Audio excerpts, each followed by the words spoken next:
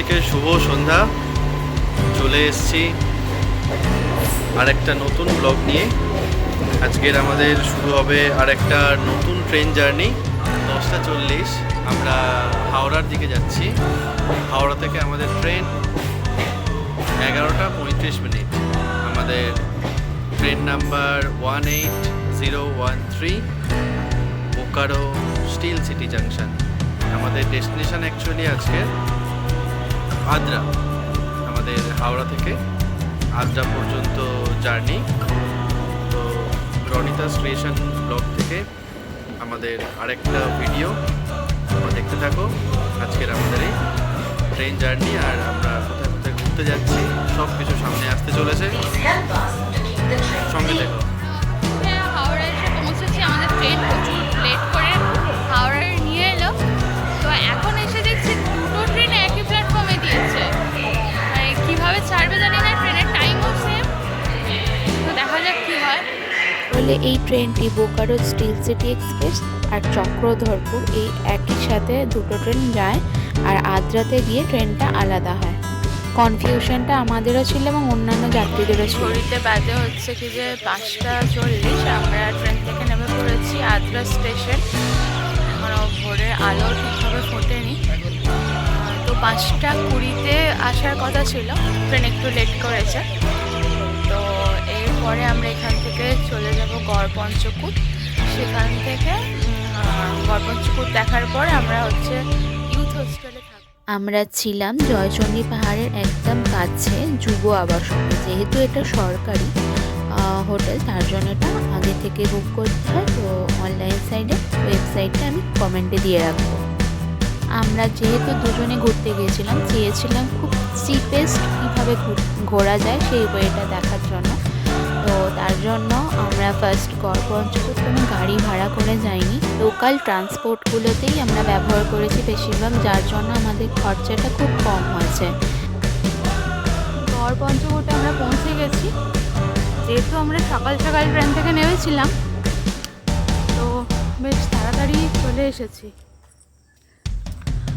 এগুলো হলো পুরানো রাজবাড়ির ধ্বংসাবশেষ।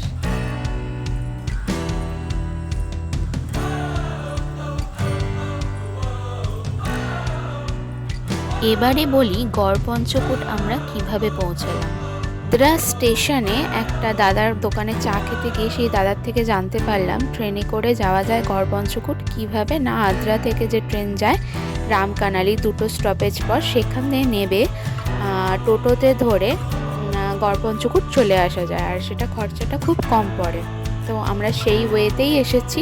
আমাদের ট্রেন ভাড়া লেগেছে দুজনে 10 করে 20 টাকা, আর টোটো ভাড়া লেগেছিল টোটাল যাতায়াত মানে আমাদের নিয়ে গেছে আবার প্লাস স্টেশনে নামিয়ে দিয়েছে, টোটাল নিয়েছিল 200 টাকা। এটা হলো রাস মন্দির। ফেরার সময় একটা সমস্যা আমাদের হয়েছিল, একটা লোকাল ট্রেন ক্যান্সেল থাকায় আবার আমাদের রামকানালি স্টেশন থেকে ওই টোটো কাকুটা হচ্ছে কি যে গোবাগ নিয়ে এসেছিলো। আমরা সেখান থেকে অটো করে এসেছিলাম রঘুনাথপুর বাস স্ট্যান্ড, তারপরে টোটো করে চলে এসেছিলাম যুব আবাসনে। তো খুব কম খরচেই আমরা আসতে পেরেছিলাম। এই হোটেলে আসতে মোটামুটি টোটাল 120 টাকা লেগেছিল আমাদের দুজনের। এটাই হলো যুব আবাস, ভীষণ বড় এবং অনেকটা জায়গা জুড়ে রয়েছে, আর একদমই জয়চণ্ডী পাহাড়ের পিছনেই, মানে একদম গায়েতেই রয়েছে, আর পুরো সবুজে ঘেরা, খুব সুন্দর কিন্তু। আর এটা আমাদের হোটেলের তো মানে আমরা যেহেতু 3 তলাতে ছিলাম, সেখান থেকে এটা ভিউজ দেখা যাচ্ছিল পাহাড়টা। তো আমরা এখানে এসে খাবার দাবার খেয়ে দুপুরবেলা একটু ঘুমিয়ে নিয়েছিলাম, যেহেতু রাত্রিরে ভালো করে ঘুম হয়নি আর অনেক ভোরবেলা নেমেছিলাম। তারপরে খাওয়া দাওয়ার পর ঘুমিয়ে পড়েছিলাম, যেহেতু কাল রাত্রিরে ট্রেনে একদম ঘুম হয়নি। আর এখন বাজে 4:30 বিকাল। একটু বেরিয়েছি, জয়চণ্ডী পাহাড়ে যাব পুজো দিতে।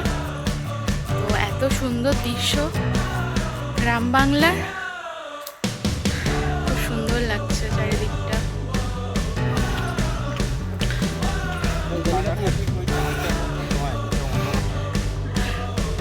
এটা হলো জয়চণ্ডী পাহাড়ের সিঁড়ি ভেঙে ভেঙে উপরে উঠতে হবে। অনেক কষ্ট করার পর শেষ পর্যন্ত আমি মন্দিরে পৌঁছাতে পেরেছিলাম। প্রায় 500-র মতো সিঁড়ি ছিল। তো আমার লাস্টে খুব শরীর খারাপ করছিল। আমি ভেবেছিলাম মন্দিরে হয়তো পুজো দিতে যেতেই পারবো না, কিন্তু ঠাকুরের ইচ্ছে থাকলে তো তার কাছে যেতেই হবে। এবং ভালো করে আমরা পুজো দিয়েছিলাম, কিন্তু আমাদের উঠতে উঠতে সন্ধে হয়ে গেছিলো, যার জন্য বেশিক্ষণ ওখানে থাকতে পারিনি। কারণ সন্ধ্যা আরতি হওয়ার পরেই কিন্তু মন্দির বন্ধ হয়ে যায় এবং সবাইকে নিচে নামিয়ে দেয়। তাই জন্য তোমরা ট্রাই করবে একটু তাড়াতাড়ি যাওয়ার, আমাদের মতো একদমই ভুল করো না। এখন যেহেতু তাড়াতাড়ি সন্ধে হয়ে যায়, তো তার জন্য বেশিক্ষণ থাকা যায় না ওখানে। এই সন্ধ্যের সময় কিন্তু উপর থেকে খুব সুন্দর লাগছিল দৃশ্যটা। সবাইকে আজকে আমাদের বাড়ি যাওয়ার প্ল্যান আছে। তো এখন সকাল 10টা বাজে। আমরা হোটেল থেকে চেক আউট করে নিয়েছি।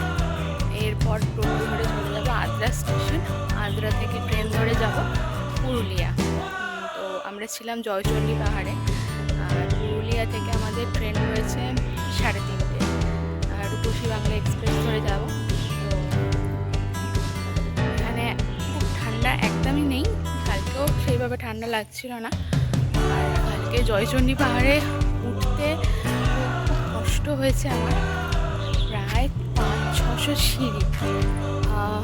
তো যাই হোক, ঠাকুরের টানে শেষ পর্যন্ত যেতে পেরেছি।